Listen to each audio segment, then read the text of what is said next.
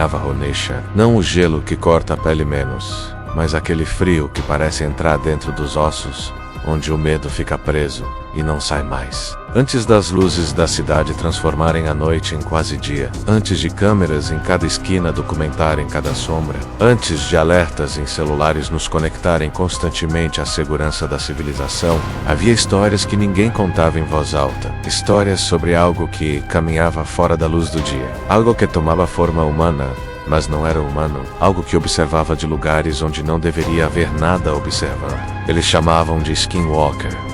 Para alguns, apenas mito ancestral, superstição de povo antigo tentando explicar o inexplicável. Para outros, advertência séria passada através de gerações por razões que não devem ser esquecidas. Mas para quem o encontrou, para quem viu os olhos que brilham com inteligência impossível, para quem ouviu a voz que imita perfeitamente alguém que amam, foi propósito, foi terror real e nunca foi esquecido. Skinwalkers, ou Inaldlosh em Navajo, que traduz literalmente como aquele que caminha de quatro, não são lobisomens de filmes europeus. Não são monstros nascidos de maldição ou mordida. São muito piores. Na tradição Navajo, Skinwalkers são humanos que escolheram atravessar a linha proibida. Xamãs, curandeiros. Pessoas com conhecimento de medicina tradicional e poder espiritual que decidiram usar esse conhecimento para mal absoluto. Não se torna Skinwalker por acidente. Não é destino ou azar. É escolha deliberada para ganhar poder de transformação. Segundo lendas, o aspirante a Skinwalker deve cometer ato hediondo específico. Matar membro próximo da própria família, normalmente irmão ou irmã, o tabu mais sagrado quebrado pelo ato mais imperdoável. E em troca desse sacrifício monstruoso, ganham a habilidade de assumir forma de qualquer animal, lobo, corvo, coiote e urso, mas não como transformação mística de filmes.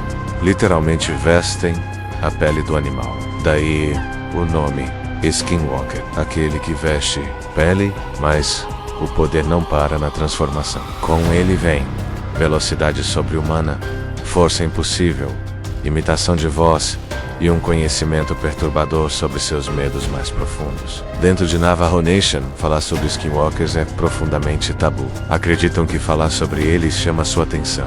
Anciãos advertem: não pronuncie o nome à noite, porque se escutarem você falando, podem vir ver quem está tão interessado. Em julho de 1994, um grupo de estudantes acampou na reserva Navajo. Um deles, Tom, começou a contar histórias sobre Skinwalkers, ignorando os avisos do guia Henry. Às 22h13, um uivo desumano ecoou. O som se aproximava sem quebrar um único galho. O fogo vacilou, e entre as árvores algo os observava. Era alto, talvez 2,2 metros, com proporções erradas e coberto com pele de lobo. Mas os olhos eram humanos, inteligentes, e olhavam diretamente para eles. A criatura falou uma única palavra em Navajo. Rei entendeu e gritou: corram! Agora não olhem para trás. Eles correram desesperadamente. Sarah tropeçou. Quando Tom a ajudou, viram a criatura parada a menos de 3 metros, observando-os com uma curiosidade científica e um sorriso impossível, cheio de dentes demais. Correram novamente, ouvindo uma risada desumana atrás deles. Chegaram à van e partiram em alta velocidade. Ao lado do veículo, a criatura corria de 4, mantendo 80 km por hora, sorrindo para eles. Depois de quase 5 quilômetros, ela desapareceu. Um ancião tribal os visitou mais tarde e explicou: ele estava apenas brincando. Ele sabe suas caras agora. Nunca voltem aqui. 3 dos estudantes nunca mais voltaram, mas Tom ficou obcecado. E o que descobriu foi que seu encontro não foi um caso isolado. Os padrões eram aterrorizantes. Tom passou os próximos anos coletando relatos. E o que descobriu foi padrão consistente de encontros que desafiavam explicação racional. Encontros com algo que não deveria existir, mas existia. Através de centenas de entrevistas, principalmente com membros de Navajo Nation, dispostos a falar, sempre com relutância, sempre com medo visível. Menos Tom documentou características consistentes. Skinwalkers são quase sempre descritos como humanoides extremamente altos, entre 2 e 2,5 metros. Proporções erradas, membros longos demais, articulações que dobram em ângulos ligeiramente incorretos, frequentemente cobertos com peles de animais que parecem vestidas ao invés de naturais. Lobos, coiotes, ursos, mas a pele nunca encaixa perfeitamente, sempre parece levemente frouxa, como roupa grande demais. Olhos são descritos universalmente como humanos demais, ou sabendo demais, não reflexão de Tolkien. Lucidum de animais normais, olhos que pensam, que julgam, que reconhecem, não atacam imediatamente. Preferem observar primeiro, estudar, aprender padrões de comportamento de vítimas, imitam vozes com perfeição perturbadora.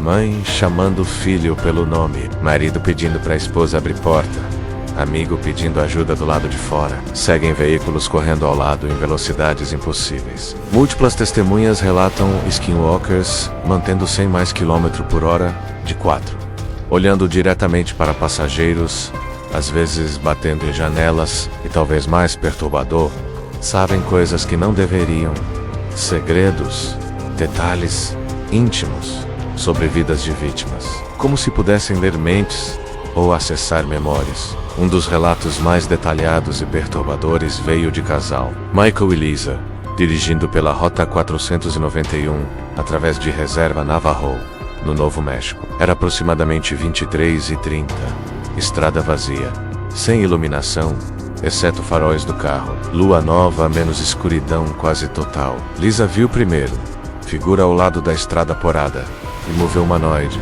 Tem alguém ali, disse, apontando. Michael diminuiu velocidade. Pensamento inicial, alguém com problema de carro, precisando ajuda. Quando faróis iluminaram figura completamente, ambos sentiram imediatamente que algo estava errado. Era homem, cabelos longos e desgrenhados, roupas sujas e rasgadas, barefoot, parado perfeitamente imóvel no acostamento, mas postura estava errada. Cabeça inclinada em ângulo antinatural, braços pendurados frouxamente demais, e estava completamente imóvel, sem respirar visivelmente, sem balançar como humanos inevitavelmente fazem ao ficar parados. Michael parou o carro. "Você está bem?" gritou pela janela aberta. Figura não respondeu, apenas ficou ali, iluminada pelos faróis. E então, lentamente, dolorosamente lentamente, virou a cabeça. Não virou o corpo, apenas cabeça, girando em ângulo que pescoço humano não deveria permitir confortavelmente. E sorriu. Lisa descreveu depois como sorriso com dentes demais. Boca abrindo mais que deveria. Dentes perfeitamente brancos, perfeitamente uniformes, perfeitamente humanos, menos, mas em quantidade errada. E os olhos. Ele estava olhando através de nós, Michael diz. Como se soubesse coisas sobre nós. Segredos que nunca contamos a ninguém instintivamente. Michael pisou no acelerador. Pneus quiaram. Carro acelerou. E através do espelho retrovisor, viram figura começar a correr. Não como o humano corre de 4, em velocidade que nenhum animal terrestre deveria alcançar. E estava ganhando distância. Michael acelerou para 120 km por hora. Estrada reta permitia, mas através do retrovisor, podiam ver criatura mantendo o ritmo. De 4, praticamente voando sobre asfalto, e pior, estava se aproximando, ganhando terreno. Lisa gritou quando a criatura alcançou a traseira do carro e pulou no porta-malas. Eles ouviram impacto, sentiram peso adicional, deslocar suspensão traseira, e então, batida na janela traseira, como unhas arranhando o vidro, ritmicamente, deliberadamente. Michael fez a única coisa que pôde pensar, freou bruscamente. O peso desapareceu instantaneamente do porta-malas. Quando olharam para trás, nada. Estrada vazia. Criatura havia simplesmente desaparecido. Dirigiram em silêncio pelo próximo hora, até chegarem à primeira cidade iluminada. E quando inspecionaram o carro pela manhã, havia arranhões profundos no porta-malas. Impressões de mãos menos mãos humanas, mais grandes demais, dedos longos demais menos na poeira do vidro traseiro. Mas as perseguições físicas não são o mais assustador. É o terror psicológico que skinwalkers infligem. Caso 1, a voz da mãe jovem Navajo, de 16 anos, Tommy, estava sozinho em casa na reserva. Pais haviam ido à cidade. Deviam voltar em algumas horas. Às 21 hours, ouviu batida na porta. Voz de sua mãe. Tommy, Abra a porta. Esqueci as chaves. Tommy foi até a porta. Mão na maçaneta prestes a abrir. Algo o fez hesitar. Voz estava perfeita. Inflexões, sotaque, tudo. Mas havia algo levemente errado no timing, como se estivesse sincronizado com um delay de milissegundos. Mãe, chamou através da porta. Sim, querido. Abra a porta. Está frio aqui fora. Onde está o pai? Pausa. Apenas fração de segundo longa demais. No carro, abra a porta. Tommy pegou o telefone. Ligou para o celular da mãe. Ela atendeu imediatamente. Oi, querido. O que foi? Onde você está ainda na cidade? Vamos demorar mais 1 hora. Por quê? Tommy sentiu frio descer espinha. Nada. Só checando. Voltou à porta. Silêncio total do outro lado agora. Olhou pela janela lateral e viu, recuando lentamente para a escuridão, figura alta, curvada, observando a casa, sorrindo. Caso 2. O amigo morto Sarah estava dirigindo sozinha pela reserva à noite. Estrada que conhecia perfeitamente, havia feito o trajeto centenas de vezes. Viu figura fazendo sinal para pegar carona à frente. Hammond reconheceu instantaneamente. Jake, amigo de infância, parou. Jake, o que tá fazendo aqui? Ele entrou no carro sorrindo. O carro quebrou uns quilômetros atrás. Pode me dar carona? Claro, dirigiram conversando. Jake sabia coisas, memórias compartilhadas, piadas internas. Tudo perfeitamente normal. Até que Sarah se lembrou. Jake havia morrido 3 anos atrás. Acidente de carro. Ela pisou no freio. Virou para olhar. Assento do passageiro vazio. Mas ela podia sentir cheiro. Cheiro de decomposição. E no banco, impressão úmida, no formato de corpo sentado. Caso 3. Conhecimento impossível. Homem chamado Robert acordou às 3 horas da manhã, com o som de algo arranhando a janela do quarto. Abriu cortina cuidadosamente e viu o rosto, pressionado contra vidro humano, mas errado. E então falou, voz abafada pelo vidro, mas perfeitamente audível. Eu sei sobre o dinheiro que você roubou do trabalho, Robert. Eu sei que sua esposa não sabe. Quer que eu conte a ela? Robert nunca havia contado a ninguém. Absolutamente ninguém. Era segredo guardado há 5 anos. O que você quer? Sussurrou. Rosto sorriu. Apenas queria que você soubesse, que eu sei. E desapareceu. Robert se mudou da reserva 3 semanas depois. Nunca voltou. Estes não são casos isolados. São padrões. Skinwalkers não apenas caçam fisicamente, caçam psicologicamente, torturando com conhecimento impossível, com imitações perfeitas, com demonstrações de que não há privacidade, não há segredos, não há segurança. O mais assustador sobre Skinwalkers não é que eles existam, é que eles se misturam à normalidade. Usam forma animal e forma humana indistintamente, e podem escolher quando mostrar qual. Imagine ouvir chamado familiar no meio da noite. E, ao responder, ninguém está lá. Após anos de pesquisa, Tom desenvolveu teoria controversa. Skinwalkers não caçam por fome ou território como predadores animais. Eles caçam por identidade. Segundo sua análise de padrões, Skinwalkers parecem fascinados por pessoas. Observam, estudam, aprendem comportamentos, vozes, maneirismos, como se estivessem tentando entender o que significa ser humano.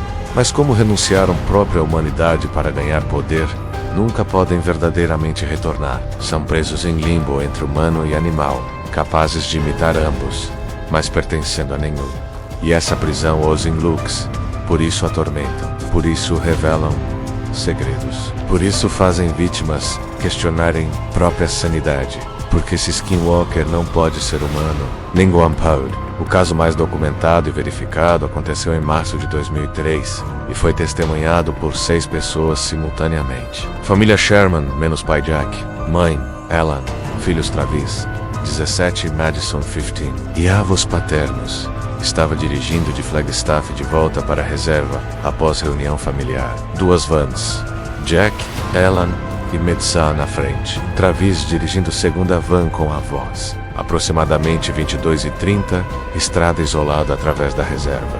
Sem tráfego, sem iluminação pública. Travis viu, primeiro através de retrovisor, algo correndo atrás das vans. Grande, rápido, de 4. Vovô, tá vendo isso? Avô olhou. Empalideceu. instantaneamente. Travis, acelera. Agora, Travis acelerou para 100 km por hora. A criatura acelerou também, mantendo distância exata, como se estivesse apenas acompanhando. Através do celular, Travis havia ligado para a van da frente. Todos estavam vendo agora. E então, fez algo que nenhum animal faria. Ficou ereto e começou a correr em duas pernas. Em velocidade de 100 km por hora, a criatura alcançou van de Travis. Correu ao lado por quilômetros, e todos dentro podiam vê-la claramente através de janelas laterais. Corpo coberto com pele de lobo, mas não crescendo naturalmente. Pele estava meio deslocada, revelando pele humana pálida embaixo. Rosto era pior. Totalmente humano, totalmente animal. Como se estivesse em miotransfermaqueico e congelou ali. Olhos completamente humanos. Nariz alongado demais. Boca cheia de dentes que não se encaixavam corretamente. E estava olhando diretamente para eles, fazendo contato visual, sorrindo. A avó começou a rezar em Navajo, palavras de proteção antigas.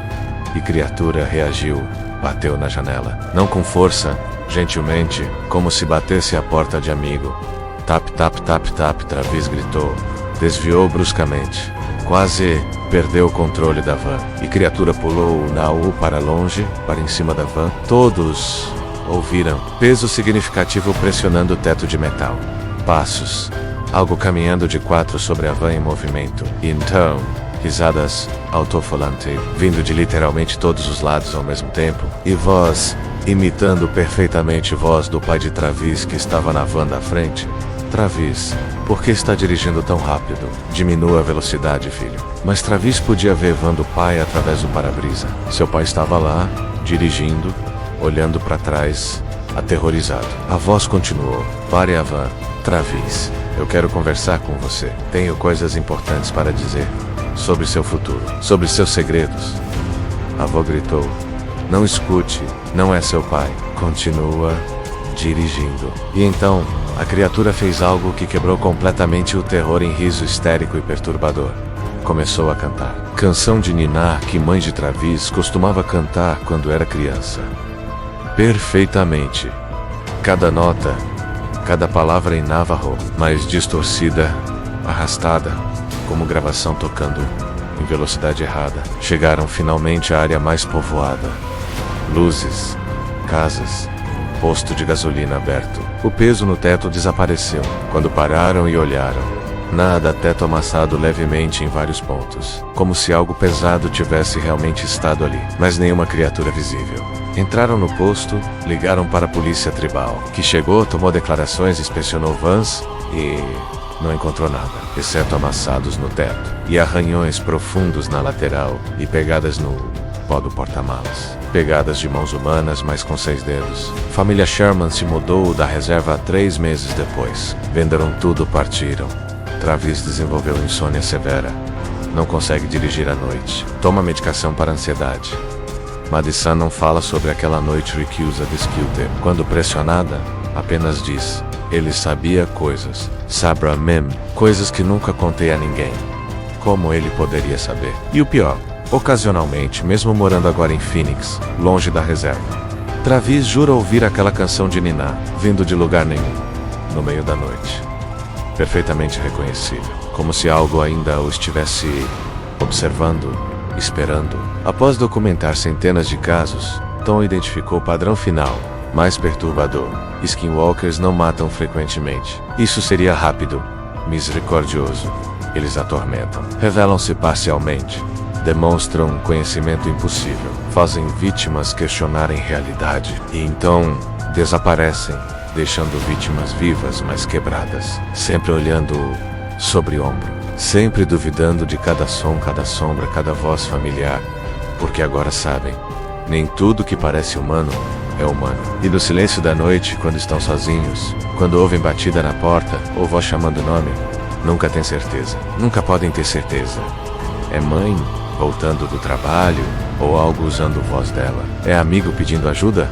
Ou predador testando se você abrir a porta? E essa incerteza permanente, essa é a verdadeira maldição. Tom Eventually parou de pesquisar, parou de documentar, porque percebeu algo aterrorizante. Quanto mais aprendia sobre eles, mais sentia que estava sendo observado. Skinwalkers não são apenas lenda, são metáforas de medo real que surgiu da junção de trauma ancestral e encontros inexplicáveis. Eles lembram aviso sombrio. Nem tudo que parece humano é humano. E no silêncio da noite, os olhos que observam podem não ser de ninguém que você conheça. Existem 3 formas de interpretar fenômeno Skinwalker: cultural, psicológica. Skinwalkers são manifestação de trauma coletivo. Povos nativos americanos sofreram genocídio, deslocamento forçado, destruição cultural sistemática. Skinwalker, humano que renuncia à humanidade por poder, pode ser metáfora para traição, para aqueles que colaboraram com opressores, para a perda de identidade cultural. Encontros podem ser combinação de animais reais, lobos-ursos, vistos em condições de baixa visibilidade, paralisia do sono e alucinações hipnagógicas. Sugestão cultural forte, criando experiências compartilhadas. Medo genuíno de áreas isoladas, transformado em narrativa paranormal. Existem coisas entre céu e terra que ciência ainda não explica. Consciência pode existir em formas que não compreendemos. Poder espiritual pode ser real. Talvez rituais xamânicos realmente permitam transformação. Talvez linha entre humano e animal seja mais permeável do que o materialismo científico admite. Talvez existam predadores que operam em frequências que raramente percebemos. A verdade no meio. Talvez não importe se Skinwalkers são literalmente reais ou metáforas poderosas, porque o efeito é o mesmo: medo genuíno. Trauma real, comportamento modificado. E talvez isso seja o ponto. Lendas existem por razões, servem propósitos. Analisando funcionalmente, lenda de Skinwalker serve várias funções protetoras. Mantém pessoas longe de áreas perigosas. Desertos, florestas densas, lugares onde você pode se perder e se machucar, encontrar predadores reais, animais ou humanos. Ensina cautela com estranhos. Nem tudo que parece humano é humano. Não confie cegamente em aparências. Pessoas podem ter intenções maliciosas escondidas sob fachada amigável. Preserva respeito por tabus culturais. Não quebre regras sagradas. Não abuse de conhecimento espiritual. Ações têm consequências. Mantém comunidade unida. Medo compartilhado cria coesão. Histórias contadas através de gerações mantêm conexão cultural. Visto assim, Skinwalker é ferramenta educacional sofisticada, disfarçada de história de terror. Mas há um mais grande. E se houver núcleo de verdade? Há casos que desafiam explicação fácil. Múltiplas testemunhas independentes relatando exatamente mesmos detalhes, proporções corporais específicas, comportamentos, até frases ditas sem comunicação prévia entre elas, evidências físicas, pegadas impossíveis, arranhões em veículos, gravações de áudio, de sons que não correspondem a nenhum animal conhecido. Conhecimento impossível. Skinwalkers, revelando segredos que literalmente ninguém mais sabia. Como? Velocidades verificadas menos múltiplas testemunhas, com velocímetros mostrando 100 mais km/h, enquanto criatura mantém ritmo ao lado do veículo. Nenhum animal terrestre pode fazer isso. Individualmente, cada caso pode ter explicação, mas coletivamente, o padrão é perturbador. Se você é cético, bom, ceticismo saudável é proteção contra histeria irracional. Mas se você visitar Navajo Nation ou outras terras nativas com lendas similares, respeite os avisos locais. Não vá a lugares que dizem para não ir, especialmente à noite. Não zombe ou provoque. Não conte histórias sobre Skinwalkers em voz alta depois do pôr do sol.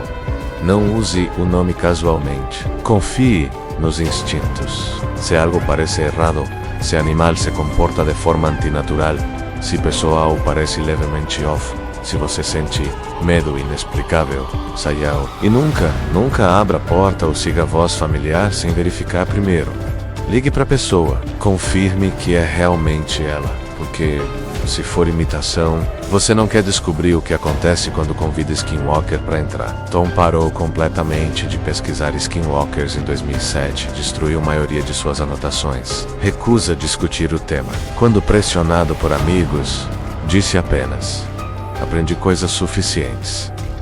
E comecei a sentir que quanto mais eu aprendia sobre eles, mais eles aprendiam sobre mim. Vi sombras em lugares errados. Ouvi vozes familiares chamando de quartos vazios e uma noite. Encontrei pegadas ao redor de minha casa. Pegadas que começaram humanas e terminaram como patas de lobo. Foi suficiente. Ele se mudou para a cidade grande. Evita áreas rurais. E nunca dirija à noite se puder evitar. Esta foi a história dos Skinwalkers. Lenda Navajo que pode ou não ser baseada em encontros reais com algo que não deveria existir, mas real ou não. O medo irreal ou o trauma é real. E as lições são reais. Deixe nos comentários.